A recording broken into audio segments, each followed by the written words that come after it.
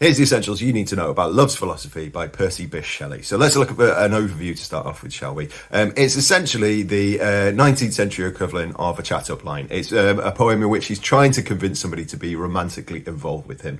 And he does this by using a bunch of romantic imagery, right? And we're going to talk about romantic imagery with a capital R a little bit later when we get into context, but there's a bunch of that stuff in there. He uses a lot of imagery from nature, and we're going to talk about that a bit. If we look at the 5 most important quotations, let's have a look at first off, number 1, nothing in the world is single, all things by a law divine in one another's being mingled. Here he's saying that in the law divine, in nature, there are pairs of things all over the place. If you look around, there are loads of different pairs of things, right? And he's going to list a bunch of those pairs. And if it's happening in nature, then we should do it as well, right? If there's a bunch of pairs out there, then we should be a pair as well. It's not right, according to nature's law, the law divine, that we should be single, right? We should be together. Let's have a look at one of those examples he gives, right? Number 2, the mountains kiss high heaven. Now, in this metaphor, he's talking about a bit of personification, even more than a metaphor.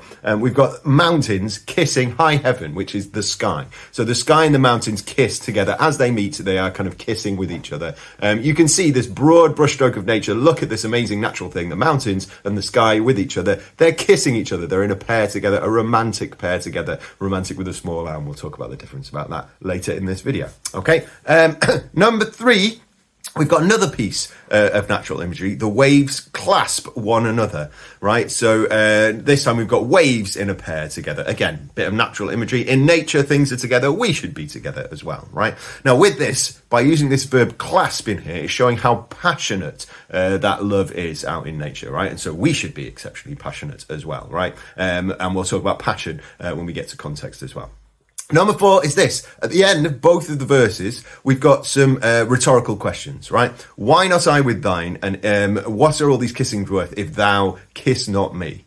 So once he's listed all this natural imagery, look at all these things that are in pairs like this. Why aren't we in pairs like that as well? Why aren't we romantically linked as well? Okay, the chat up line we were talking about. Look at all this stuff that's happening. We should be together as well, right? And that leaves us with number 5, which is to do with the structure of the poem. First off, we've got 2 different verses, like the pairs that we've been talking about, but we've also got an A-B rhyme scheme, okay? So if you look at it, we've got the river, ocean, ever, emotion, right? So river and ever rhyme, ocean and emotion rhyming, right? And with both of those things, we can see we've got pairs, but they're kind of slightly separated from each other. Those 2 lines kind of rhyme, but they're separate from each other. And by the end, Percy Bysshe Shelley is saying we should be together, not separate. Okay, so that's all it is in there. The language is a little bit complicated, but if we look at the context, Percy Bysshe Shelley is one of the big figures of the Romantic era of writing. Now, the Romantic poets with a capital R, right, are very passionate about things. They like things that are very emotional. They feel emotions very deeply, and they want to express those emotions very deeply.